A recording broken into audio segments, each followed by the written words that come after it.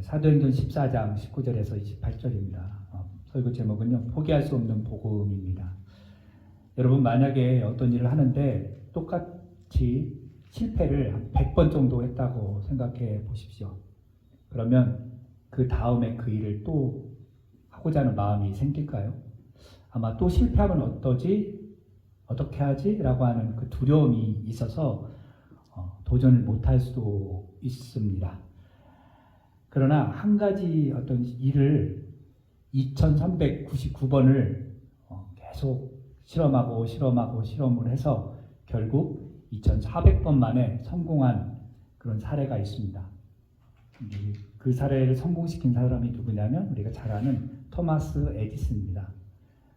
에디슨 여러분 이야기 다 아시죠? 어렸을 때 달걀을 품어가지고 병아리를 만들어 보겠다고 하는 어리석은 이야기를 했던 그런 행동을 했던 에디슨, 사람들에게 무시받던 사람, 그래서 학교도 제대로 못 나왔던 사람이 그럼에도 불구하고 이 사람이 이 전구를 만들기 위해서 필라멘트를 만들기 위해서 약 2399번을 실험을 했다고 그래요. 그래서 4000번째, 2400번째 성공을 했는데 만약에 에디슨이 2399번을 계속 실패했잖아요. 그래서 이제 도저히 나는 실패가 두려워서 이걸 포기해야 되겠다, 안 해야 되겠다 하고 2400번째 실험을 안 했으면 아마 오늘날 이 전구, 이 필라멘트가 더 늦게 나왔을 수도 있겠습니다. 그러나 포기하지 않고 무서워하지 않고 끝까지 이것을 했기에 오늘날 에디슨이라고 하는 그 사람이 만든 전구가 우리에게 주어져 있었습니다. 포기하지 않고 실패하지 않고 실패하는 것에 대해서 두려워하지 않고 끝까지 했기에 이런 일들이 가능했습니다. 최근에 그 아재 개그라고 해서 사람들이 많이 이렇게 이야기를 하면서 농담을 하는데 어떤 일에 대해서 포기할 줄 모르는 그 이야기가 있어요. 좀 재밌는 이야기. 아마 아시는 분들은 또 아실 수도 있는데요. 한번 제가 해보겠습니다. 어떤 토끼가 한 마리 있었는데요. 이 토끼가 주로 당근을 먹잖아요. 이 당근을 사러 약국을 갔답니다. 그래서 약사한테 아저씨 당근이 있어요? 물어보니까 약사가 하는 말이 야! 약국에서 무슨 당근을 팔어? 빨리 가! 그랬대요. 그 다음날 또 왔어요. 토끼가 아저씨 당근이 있어요? 아니 당근 없어. 빨리 가. 너 한 번만 당근 찾으면 네 가위로 잘라버린다. 그랬대요. 그 다음날 토끼가 또 왔어요. 그리고 토끼가 물었어요. 아저씨 가위 있어요? 야 약국에 무슨 가위가 있어? 없어. 그러면 당근 있어요? 그랬대요. 그랬더니 이 약사가 너 정말 대단하구나. 알았어. 내가 내일은 여기다 당근 갖다 놓을게. 당근 사러 와. 그래서 토끼가 포기하지 않고 그 다음날 와서 당근을 사갔다라는 얘기. 묻자고 하는 얘기. 즉 토끼가 포기하지 않고 끝까지 끈질기니까 그 약국에서 안 파는 당근을 샀다는 얘기가 묻자는 얘기로 아재 개그라고 좀 있습니다. 여러분 어떻습니까? 신앙생활을 하면서도 우리가 또 뿐만 아니라 일반 생활 속에서도 포기해서는 안 되는 것들이 있습니다. 예를 들면 자녀 양육하는 것에 있어서 우리 부모들은 포기할 수 없습니다. 그렇죠? 아무리 아이가 말을 안 듣고 망나니여도 포기하면 안 되죠. 아이를 정성으로 사랑으로 잘 양육을 해야 됩니다. 또한 우리가 포기하지 않아야 될 게 신앙생활에서 하는 게 뭐냐면 복음 전하는 거예요. 이거는 예수 믿는 사람이라면 아마 귀에 못이 박히도록 들었을 것입니다. 복음 전하는 것, 예수를 믿는다는 것, 이것은 우리 예수 믿는 사람들은 포기해서는 안 된다라는 거죠. 오늘 성경에서 보면 복음 전하는 것에 대해서 포기하지 않고 끝까지 그 일을 수행했던 사람 이야기가 나오는데요. 그게 바로 바울입니다. 이 바울이 끝까지 복음을 포기하지 않았던 이유들이 여러 가지가 있어요. 그것을 하나님께서 주신 명령, 예수님이 주셨던 명령, 부탁이었기 때문에 그것을 했기 때문에 그런데요. 자, 오늘 우리가 읽은 14장은 굉장히 중요한 성경장입니다. 왜냐하면 이 바울과 바나바가 안디옥에서 안수를 받고 선교사로 파송을 나갔죠. 그리고 나서 이들이 이제 안디옥에서 출발해서 배를 타고 여러 지역을 돌아다니는데요. 그 1차 선교가 마무리되는 성경이 오늘 14장입니다. 오늘 한번 사진을 한번 보여드릴게요. 보여드리면 여기에 보면 이제 안디옥부터 수리아 안독에서 출발하죠. 그 다음에 실리기아로 가서 그 다음에 거기 구브로라고 하는 섬에 도착을 하죠. 그리고 살라미, 바보 거기서 복음을 전하고 또 어디로 가냐면요. 계속해서 버가로 가고 비시리아 안디옥, 그 다음에 이고니온, 루스트라, 더베 이렇게 여러분 지도에 보시면 초록색 줄이 이제 쭉 가는 거예요. 그래서 오늘 본문에서 보면 21절에 보면 이제 루스드라, 이고니온, 안디옥으로 돌아와서 다시 이제 안디옥으로 버가 지나고 아탈리아로 해서 다시 파송받았던 지역으로 돌아오는 거. 지도가 이제 빨간색으로 되어 있습니다. 그래서 1차 전도 여행이 이렇게 지중해를 거쳐서 터키 지역 이쪽으로 복음을 전하는 거예요. 이것이 이제 13장, 14장 내용, 바울이 1차 전도 여행, 선교 여행을 했던 지역이 되겠습니다. 이렇게 복음을 전하는 것을 포기하지 않았어요. 그런데 오늘 성경 우리가 읽어보면 알겠지만 이 바울과 바나바가 복음을 전하는 것을 굉장히 못마땅히 여긴 사람들이 있었어요. 그 사람들이 유대인들이었는데 그 사람들이 비시디아 안디옥 그리고 이고니온에서 이 루스드라 지역까지 쫓아와가지고 복음을 전하는 일에 방해하는 모습이 오늘 성경에 기록되어 있습니다. 그리고 와서 군중들을 충동해서 바울을 돌로 치는 일도 있었습니다. 사람들의 돌을 맞은 바울이 죽은 줄 알고 시외로, 오늘 성경 본문에 보면 시외로 끌어다가 내칩니다.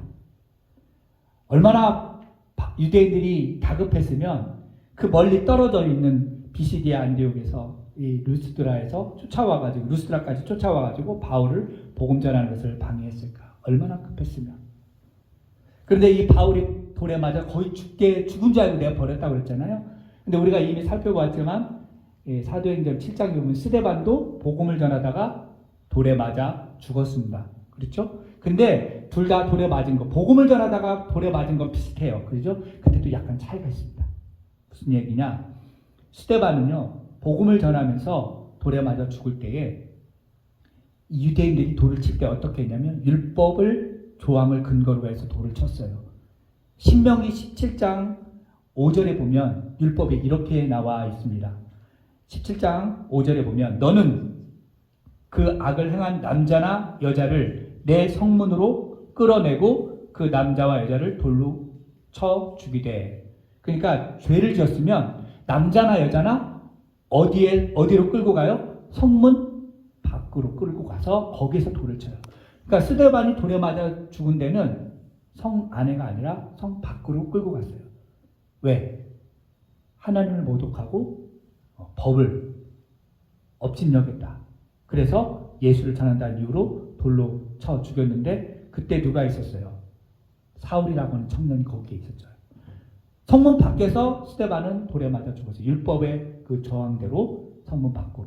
그런데 바울은 반대로 얼마나 급했는지 복음을 전하는 거 똑같았어요. 스데반하고. 그런데 바울은 어디에서 죽었냐면 성 안에서. 얼마나 급했으면 사람들을 선동해서 돌로 쳐서 죽이고 나서 어떻게 했어요? 그리고 죽은 줄 알고 오늘 보니까 바울을 시외로 끌어내쳤다라고 성경은 말하고 있습니다. 19절에. 그러니까 얼마나 급했으면 율법대로 성 밖으로 끌고 나지 않고 그냥 성에서 그냥 돌로 치고 나서 죽었나 보다 하고 성 밖으로 끌고 나간 거예요. 약간 차이가 있죠. 그러나 복음 전하는 것으로 인해서 고난받는 건 똑같다라는 거예요. 이제 본문에서 이 바울이 복음을 전할 때 포기하지 않았던 그 열정과 그 모습을 우리가 조금 본받기를 원하며 과연 복음이 무엇이길래 이렇게 바울이 목숨을 걸고 그렇게 했는가 한번 보겠습니다. 자, 복음은요, 부활의 능력으로 일어나는 것이 복음입니다. 오늘 바울이 돌에 맞아 거의 죽게 되었죠. 그런데 아무 일이 없었던 것처럼 자리에서 털고 일어나서 다시 복음을 전합니다. 오늘 성경에 보면 20절에 뭐라고 써 있냐면 이제 바울이 일어나 그 성에 들어갔다가 이튿날 바나바와 함께 더베로 가서 복음을 전했어요. 바울이 돌에 맞았지만 바로 일어났다라는 거예요. 이 일어났다라는 말, 헬라어로 아나스타스라는 단어인데요. 이게 보통 우리가 자리에 의자에 앉아 있다가 그냥 일어나는 거 이런 의미가 아니고요. 이 단어는 언제 쓰이냐면 하나님의 능력으로 일어나는 거예요.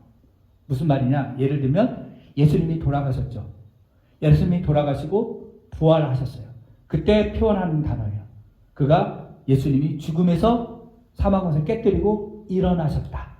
하나님의 능력으로 그 죽음에서 일어나셨다라고 하는 그때 쓰는 단어를 오늘 바울이 쓰고 있는 거예요. 바울이 일어났다. 그냥 일상적인 행동에서 일어나는 것이 아니라 하나님의 능력으로 거의 죽게 되었는데 하나님이 이렇게 세워주셨다라고 하는 그런 마음으로 이렇게 복음을 전했고, 복음이 그렇게 하나님이 이렇게 세우시는 그런 능력이 있다라는 거예요. 그런데 오늘 사도행전을 기록한 누가는요, 바울이 그냥 죽은 줄 알았다 이 정도예요.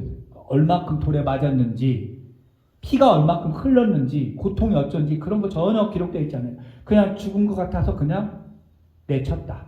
그리고 바울은 털고 일어났다. 이렇게 간단하게 표현하고 있습니다. 어떻게 이게 가능할까요? 만약에 제가 바울이었다라면 돌에 맞았어요. 거의 숨이 끊어져 가지고 사람들이 죽은 줄 알았어요. 그러고 나서 제가 만약에 정신이 돌아와서 깨었을 때 아마 제일 먼저 했던 말이 뭘 거야. 아야, 이랬을 거예요. 아유, 아파. 그리고 빨리 어디로 가요? 병원을 찾아갔겠죠. 여기 사도행전을 기록한 사람이 누굽니까? 누가예요. 누가의 직업은 흔히 의사라고 그래요. 그러니까 사도 바울이 아마 돌에 맞아서 이제 정신이 돌아오니까 피가 흐르고 그랬으니까 아마 의사를 찾아갔을지도 모르겠어요. 만약에 제가 그랬다면. 근데 바울은 그런 게 아니라 자기 몸을 돌보지도 않고 의사를 찾아가지도 않고 어떻게 해요? 일어나서 복음을 전했다라는 거예요. 복음이라고 하는 것은 그렇게 능력이 있어요. 거의 죽게 되었던 사람을 이렇게 세우는 능력이 바로 복음이라는 거예요. 이 성령의 능력이었고 부활의 능력을 일으켰던 하나님의 그 능력의 복음이 바울로 하여금 일어나게 했다라는 거예요. 이런 거 볼 때 복음은요, 내 힘과 내 능력으로 전하는 게 아닌 것 같아요. 세상에서 잘나고 출세한 사람들, 그런 사람들이 세상을 등지고 복음 전하기란 그렇게 쉽지가 않습니다. 그런데 그런 사람들 중에 많이 배우고 똑똑한 사람들이 세상의 명예와 출세를 내려놓고 오직 복음 전하는 일에 자기의 인생을 걸고 자기의 모든 경력을 걸고 복음 전하는 일에 앞장서는 사람들이 많이 있다라는 거예요. 꽤 오래된 한 10몇 년 됐거든요. 책 중에 내려놓음이라는 책이 있고요. 그리고 더 내려놓음이라는 책이 있습니다. 화면 보여주시면 좋겠는데 그 책의 저자가 이용규 선교사님입니다. 책 제목이 내려놓음, 더 내려놓음, 이 두 개의 책을 썼는데요. 이분이 세상적으로 말하면 한국에서 말하면 제일 좋은 대학, 서울대학을 나왔습니다. 그리고 미국에서 그래도 제일 탑 학교라고 하는 하버드대를 나왔습니다. 서울대 나오고 하버드에서 박사까지 하셨던 분이에요. 그러니까 세상적으로 봤을 때 학력적으로는 전혀 부족함이 없는 분. 그래서 세상으로 나가면 정말 출세할 수 있는 분인데 이분이 예수님을 믿는 그 믿음이 있었어요. 그래서 자기가 공부한 걸 이걸 어떻게 쓸까 하다가 세상으로 멋진 데로 가는 것이 아니라 몽고 지역에 가서 거기에서 몽고 사람들에게 복음을 전하는 일을 하기 시작했어요. 그리고 거기서 학교를 세우고 자기가 배운 걸 가지고 그 몽고 사람들에게, 어려운 사람들에게 그렇게 전했다는 거예요. 그래서 책을 쓴 것이 내려놓음과 더 내려놓음. 사실 이용규 선교사님뿐만 아니라 우리 주변에 보면 정말 많이 배우고 똑똑한 사람들 그런 거 다 내려놓고 복음을 전하는 사람이 있습니다. 이렇게 주변에 보면 아마 여러분 주변에도 아마 찾아보면 많이 있을 거예요. 많이 배우고 능력도 있지만 그런 거 내려놓고 복음을 위하여 자기 인생을 거는 사람들 많이 있습니다. 그렇게 이 복음을 전하는 것이 자기의 스펙이나 능력과 재산으로 하는 것이 아니라 우리 흔히들 말하는 성령의 능력으로, 권능으로 복음을 전합니다. 우리가 계속 사도행전을 보면 찾아보는 것이 뭡니까? 사도행전 1장 8절 말씀이잖아요. 오직 성령이 너에게 임하시면 너희가 권능을 받고 예루살렘과 온 유대와 사마리아와 땅끝까지 이르러 내 증인이 되리라. 성령의 권능이 임하면 땅끝까지 예수님의 증인이 되는 겁니다. 복음을 전할 수 있는 거예요. 이것은 예수님이 말씀하셨지만 또 사도 바울도 복음에 대해서 이렇게 말을 했습니다. 로마서 1장 16절에 내가 복음을 부끄러워하지 아니하노니 이 복음은 모든 믿는 자에게 하나님의 구원을 주시는 하나님의 능력이라. 먼저는 유대인에게요, 그리고 헬라인에게요. 복음은 구원을 주시는 하나님의 능력이다라고 생각하면서 바울은 또 그렇게 복음을 전했습니다. 저와 여러분이 복음 전하는 일에 부름을 받았어요. 그래서 하나님의 능력을 믿고 그 복음이 사람을 살리고 구원을 주는 능력이 있다는 것을 믿고 우리가 이 복음 전하는 일에 동참할 수 있는 게 얼마나 감사한지 모르겠습니다. 오늘 본문에서 또 말씀해 주는 게 뭐냐면 복음은요, 일회성이 아니라는 거예요. 복음은 지속성이 있습니다. 무슨 말이냐? 바울 일행이 이제 복음을 전한 곳을 다시 돌아보게 됩니다. 오늘 21절에 보면 복음을 그 성에서 전하여 많은 사람들에게 제자를 삼고 루스드라와 이고니온과 안디옥으로 돌아가서 제자들의 마음을 굳게 하여 이 믿음에 머물러 있으라 권하고 우리가 하나님의 나라에 들어가려면 많은 환난을 겪어야 할 것이라. 복음을 전했던 그 지역으로 다시 또 돌아가는 거예요. 복음을 전하면 환난을 받을 것이다. 복음을 전하면 기쁘고 즐거운 일만 있는 것이 아니라 반드시 환난도 함께 온다라고 이렇게 이야기를 해주고 있어요. 무슨 말이에요? 이제 내가 복음을 전했으니까 나는 끝! 이것이 아니라 돌아보는 거예요. 즉, 한 번 전하고 끝나는 것이 아니라 지속적으로 관심을 받고 기도해주고 격려해준다는 거예요. 이것이 오늘날 예수 믿는 우리가 가져야 될 그런 태도이라는 거예요. 여러분, 스포츠 경기 있잖아요. 그때 보면 사람들이 무슨 예를 들어서 빅 경기가 있어요. 미국 같은 경우는 내셔널 풋볼 경기 있잖아요. 슈퍼볼 하는 날. 그때 막 음식점, 집에 막 사람들이 모여서 막 같이 봐요. 이런 빅 이벤트, 사람들에게 많은 관심 있는 것들, 일회성입니다. 그날만 딱 모여서 사람들이 열광하고 박수치고 환호해요. 그리고 자기가 응원하는 팀을 정말 열심히 다하여 최선을 다해서 응원을 합니다.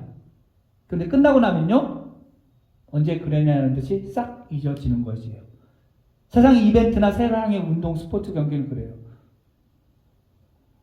이런 풋볼 경기 같은 경우는 1년에 한 번씩, 또 세계적으로, 전 세계적으로 인기 있는 월드컵, 내년에 이제 아메리카에서 월드컵을 하는데 4년마다 한 번씩 하잖아요. 4년마다 한 번씩 하면 이제 사람들은 또 TV 앞에 또 스포츠 경기장으로 모입니다. 또 간헐적으로 이것도 모이게 되죠. 그러니까 지속성이 없는 거예요. 사람들에게 흥미를 들고 열광하게끔 하는 것들은 지속성이 없는 거예요. 세상 가수 콘서트도 마찬가지죠. 한번 하고 많은 사람들이 모였다가 흩어지고 지속성이 없어요. 이례적이거나 간헐적. 그러나 복음이라고 하는 것은 한 번 전했다고 해서 끝나는 것이 아니라 주님 오시는 그날까지 계속해서 지속적으로 해야 되는 거예요. 바울이 복음을 전했던 지역을 한 번 전했으니까 내가 끝. 교회가 세워졌으니까 끝. 이것이 아니라 다시 돌아보고 가서 격려하고 믿음을 세워주고 그렇게 그들을 세워주고 축복한다는 거예요. 성령이 임하고 나서 한 번도 복음은 멈춰진 적이 없습니다. 어떤 형태로든지 누구를 통해서든지 복음은 계속해서 전해지고 있는 거예요. 포기할 수 없는 것이 바로 복음이라는 거예요. 밀림을 가서 또 사막 지역 광야에 가서 도시 한복판에서 어디든지 복음을 전할 만한 사람이 있다라고 생각되어지면 많은 사람들이 복음을 들고 가는 거예요. 그래서 교회가 없는 곳에 교회가 세워지고요. 예수를 모르는 사람들에게 예수를 전하게 되고 이렇게 어디든지 복음이 전해지고 지금도 전해지고 있다는 사실이에요. 그런데 복음을 전할 때 물론 그냥 가는 것이 아니라 또 훈련도 받습니다. 공부도 합니다. 또 기도도 합니다. 또 재정도 많이 필요합니다. 우리가 우리 교회가 올해부터 그 아마존에 있는 이진석 선교사님께 적지만 선교비로 후원을 하고 있습니다. 저는 바라기는 우리 교회가 앞으로 이렇게 선교하는 일들이 더욱더 많이 확대되었으면 좋겠습니다. 여러분 그를 위해서 기도해 주시고 또 우리 교회도 또 여러분들도 기회가 닿는 대로 복음을 전해야 될 것이고 저도 마찬가지죠. 그런데 복음을 전할 때 반드시 오늘 사도 바울이 이야기했던 것처럼 많은 환난을 겪을 수도 있습니다. 그것이 두렵다고, 그것이 무섭다고 포기해서는 안 되는 것이 복음 전하는 일입니다. 바울은 자기의 목숨 다하는 날까지 끝까지 다하여 복음을 사명 감당했습니다. 우리가 그것을 좀 배웠으면 좋겠고요. 또 복음은요, 하나님께서 믿음의 문을 여신 겁니다. 오늘 성경에 보니까 그렇게 나와 있어요. 27절에 그들이 이르러 교회를 모아 하나님이 함께 행하신 모든 일과 이방인들에게 믿음의 문을 여신 것을 보고하였다라고 했습니다. 1차 선교 여행을 마무리하면서 안디옥에 돌아와서 그들이 지금까지 있었던 경험된 일들을 이야기를 합니다. 복음 전할 때 하나님이 함께 하셨다. 안진뱅이가 일어나고 귀신이 쫓겨나가고 많은 사람들이 예수께 돌아오는 일들이 있었다라고 하는 그런 보고를 하고요. 또 이방인들도 예수님 앞에 나오고 하나님 앞에 나오는 믿음의 문이 하나님이 여셨다라고 하는 것을 보고합니다. 하나님이 하셨다라고 자랑을 하는 거예요. 하나님이 하셨다라고 영광을 돌리고 있는 거예요. 이게 모두 가능했던 게 뭐냐? 바울과 바나바가 그 전 복음을 전하면서 하나님이 함께 하셨기 때문에 가능했다라는 겁니다. 왜냐하면 주님이 내가 세상 끝날까지 너희와 함께 하겠다라고 말씀해 주셨기 때문에 그래요. 주님의 이름, 예수님의 이름이 임마누엘이잖아요. 그분이 우리와 함께 하시기 때문에 복음을 전할 때 함께 하시고요. 우리가 어디를 가든지 주님이 함께 하십니다.